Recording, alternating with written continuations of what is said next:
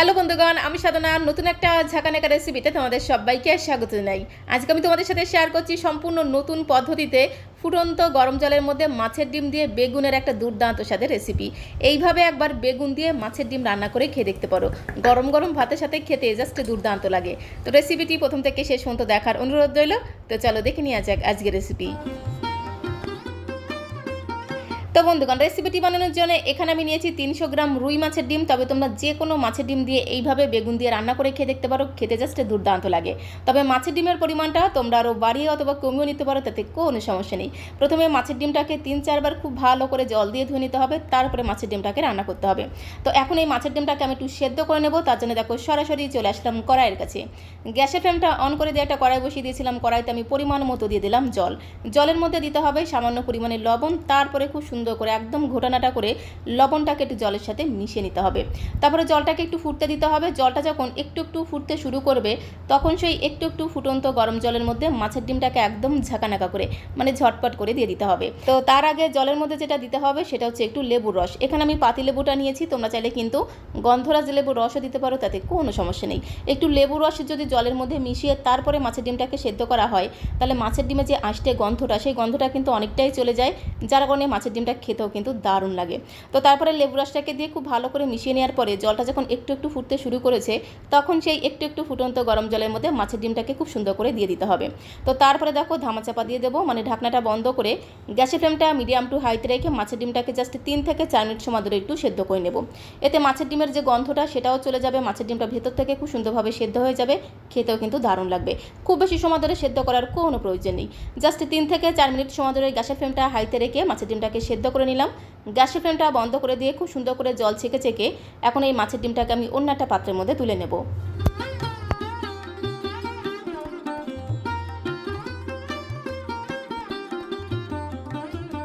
তো সমস্ত মাছের ডিমটাকে খুব সুন্দর করে ছেঁকে ছেঁকে তুলে নিয়েছি। আর কড়াইয়ের মধ্যে জলের মধ্যে যেটুকু মাছের ডিম আছে, সেই মাছের ডিমটাকে আমি একটা ছাঁকনিতে এইভাবে ছেঁকে নেব, তাহলে একটুও মাছের ডিম কিন্তু নষ্ট হবে না। সমস্ত মাছের ডিমটাকে দেখো খুব সুন্দর করে জল ছেঁকে ছেঁকে একটা থালাতে তুলে নিলাম, একটা সাইডে আমি রেখে দেবো। আর আজকে যেহেতু আমি বেগুন দিয়ে মাছের ডিম রান্না করব, তাই বেগুন তো অবশ্যই লাগবে। এখানে আমি দুটো কালো কালো বেগুন নিয়েছি, তোমরা চাইলে কিন্তু সবুজ সবুজ বেগুন দিয়েও রান্নাটা করতে পারো, তাতে কোনো সমস্যা নেই। প্রথমে বেগুন দুটোকে খুব ভালো করে জল দিয়ে ধুয়ে নিতে হবে। তো তারপরে বেগুনের বোটার দিকটাকে একদম ঝাঁকানাকা করে মানে ঝটপট করে একটু কেটে বাদ দিতে হবে। তারপরে বেগুনগুলোকে ঠিক এইভাবে একটু লম্বা লম্বা করে সরু সরু করে কেটে নিতে হবে। তারপরে ঠিক এইভাবে একটু আড়াআড়িভাবে চৌকো চৌকো করে কেটে নেব। খুব বেশি বড় বড় করে কাটবো না, একটু ছোটো ছোটো করে কেটে নেব। তো এইভাবে আমি দুটো বেগুনকে খুব সুন্দর করে কেটে নেব। তো দুটো বেগুনকেই দেখো খুব সুন্দর করে একদম ছোটো ছোটো পিস করে কেটে নিয়েছি। তো এখন এই বেগুনের পিসগুলোকে একটু লবণ জলের মধ্যে ভিজে রাখতে হবে। তার জন্য একটা বড় গামলার মধ্যে বেশ কিছুটা জল নিয়েছি। জলের মধ্যে সামান্য পরিমাণে লবণ দিয়ে খুব সুন্দর করে একদম ঘোটানাটা করে লবণটাকে একটু মিশিয়ে নিতে হবে। লবণটাকে জলের সাথে খুব ভালো করে মেশানো হয়ে গেলে সমস্ত কেটে রাখা বেগুনের টুকরোগুলোকে লবণ জলের সাথে মিশিয়ে জাস্ট 5 মিনিটের জন্য একটু রেস্টে রেখে দিতে হবে। তো বেগুনের পিসগুলো লবণ জলের মধ্যে একটু রেস্ট নিতে থাক, ততক্ষণে এখানে দেখো আমি নিয়েছি দুটো মিডিয়াম সাইজের পেঁয়াজ, আর তার সাথে নিয়েছি দুটো লাল টুকটুকে মিডিয়াম সাইজের পাকা টমেটো। টমেটো দুটোকে খুব সুন্দর করে জল দিয়ে ধুয়ে নিয়েছিলাম। তো এখন আমি প্রথমে টমেটো দুটোকে কেটে নেব। টমেটোর বোটার দিকটাকে একদম ঝাঁকানাকা করে মানে ঝটপট করে একটু কেটে বাদ দিতে হবে। তারপরে টমেটোটাকে ঠিক এইভাবে একটু লম্বা লম্বা করে সরু সরু করে কেটে নেব। এই রেসিপিতে টমেটোটাকে ঠিক এইভাবে কেটে নিতে হবে, তাহলে দেখতেও সুন্দর লাগবে, খেতেও কিন্তু দারুণ লাগবে। তো টমেটোর টুকরোগুলোকে একটা পাত্রের মধ্যে আমি তুলে নিয়েছি, সাথে আমি পেঁয়াজ দুটোকেও কেটে নেব। পেঁয়াজের মাঝখান থেকে দুফালি করে কেটে নেওয়ার পরে একটা সাইড থেকে ঠিক এইভাবে একদম পাতলা পাতলা করে স্লাইস করে কেটে নিতে হবে। তো দেখো দুটো পেঁয়াজকে ঠিক এইভাবে আমি কেটে নিলাম। আর পেঁয়াজ দুটোকে কেটে নেওয়ার পরে পেঁয়াজের যে লেয়ারগুলো আছে সেগুলোকে এইভাবে হাতের সাহায্যে খুব ভালো করে একটু আলাদা করে নিতে হবে। তো এইভাবে পেঁয়াজগুলোকে হাতের মধ্যে রেখে একটু ঘষা দিলেই দেখবে লেয়ারগুলো খুব সহজে আলাদা হয়ে যাবে। পেঁয়াজ টমেটো খুব সুন্দর করে কেটে গুছিয়ে নিয়েছি। আর এদিকে দেখো 5 মিনিট হয়ে গেছে, বেগুনের পিসগুলোকে আমি লবণ জলের মধ্যে ভিজে রেখেছিলাম। আর 5 মিনিট পরে দেখবে বেগুনের এই পিসগুলো কিন্তু একদম সফট হয়ে যাবে, আর জলটাও দেখবে অনেকটাই কিন্তু কালো হয়ে যাবে। এইভাবে একটু লবণ জলের মধ্যে বেগুন কেটে রেখে দিলে ভাজার সময় কিন্তু অনেকটাই তেল কম টানে, মানে খুবই অল্প তেলে কিন্তু বেগুনটা ভাজা হয়ে যায়।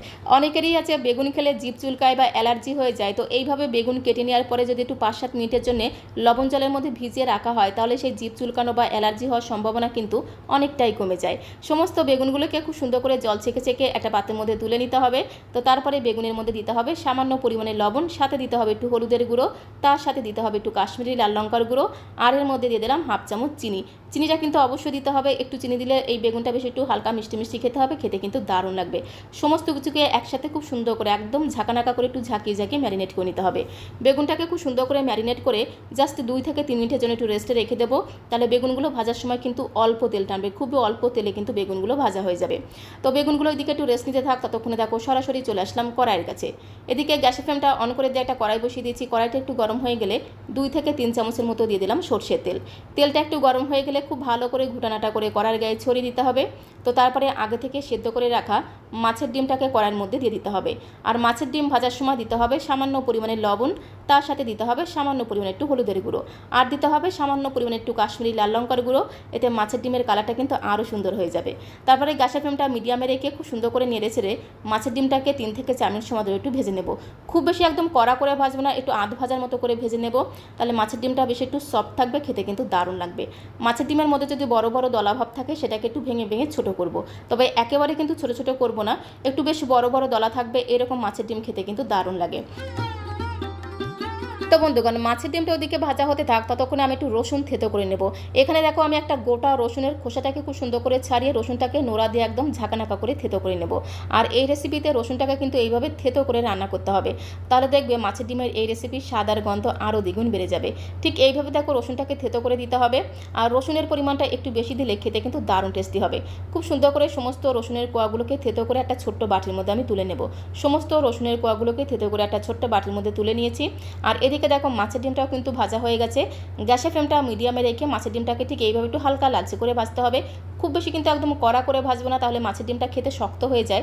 একটু আধ ভাজার মতো করে ভেজে নিলে মাছের ডিমটা বেশি একটু সফট থাকে, খেতে কিন্তু দারুণ লাগে। তো মাছের ডিমটাকে খুব সুন্দর করে ভেজে এখন একটা প্লেটের মধ্যে আমি তুলে নেব। তো মাছের ডিমটাকে ভেজে তুলে নেওয়ার পরে ওই কড়াইতে আমি জাস্ট 2 চামচের মতো দিয়ে দিলাম সর্ষের তেল। তেলটাকে দিয়ে খুব ভালো করে একটু নেড়েচেড়ে কড়াইয়ের গায়ে ছড়িয়ে দিতে হবে। তো তারপরে আগে থেকে ম্যারিনেট করা বেগুনের পিসগুলো দিয়ে বেগুনগুলোকে একদম লাল লাল করে ভেজে নেব।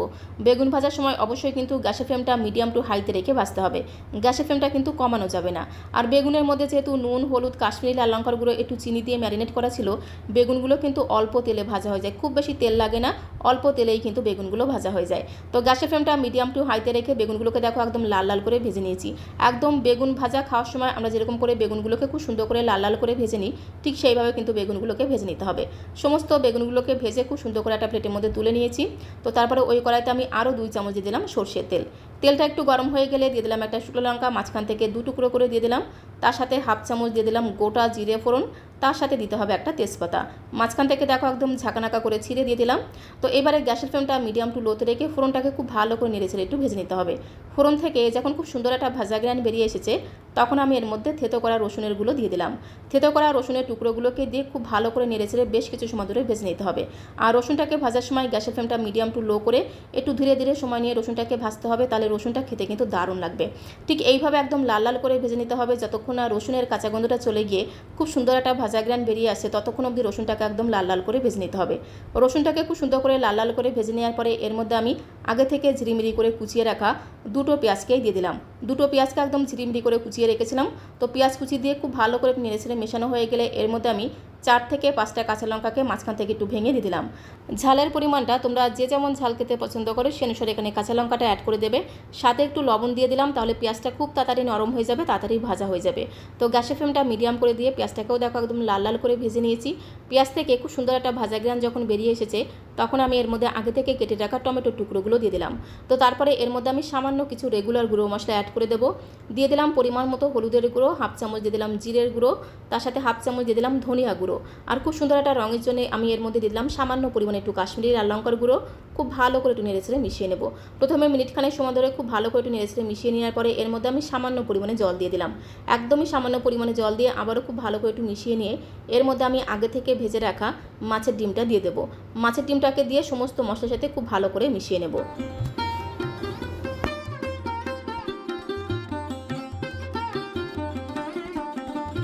তো দেখো সমস্ত ভেজে রাখা মাছের ডিমটাকে দিয়ে সমস্ত মশলার সাথে খুব ভালো করে মিশিয়ে নিতে হবে। আর এই সময় কিন্তু গ্যাসের ফ্লেমটা মিডিয়াম টু লোতে রাখতে হবে। গ্যাসের ফ্লেমটা মিডিয়াম টু লোতে রেখে সমস্ত মাছের ডিমটাকে খুব ভালো করে মেশানো হয়ে গেলে একটু ধামা চাপা দিয়ে রাখতে হবে, মানে ঢাকনাটা বন্ধ করে গ্যাসের ফ্লেমটা একদম লোতে রেখে 3 থেকে 4 মিনিট এইভাবে একটু ঢাকা দিয়ে রেখে দিতে হবে।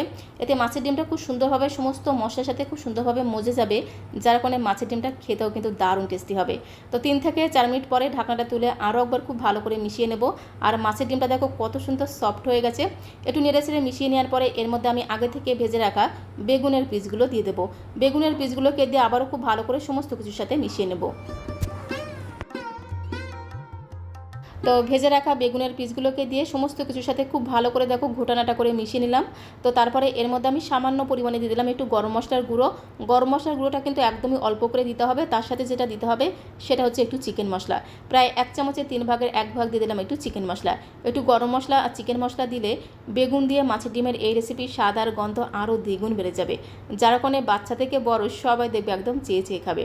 তো চিকেন মশলা আর গরম মশলার গুঁড়ো দিয়ে খুব ভালো করে মেশানো হয়ে গেলে ঢাকা দিয়ে জাস্ট 2 মিনিট একটু রেখে দেবো।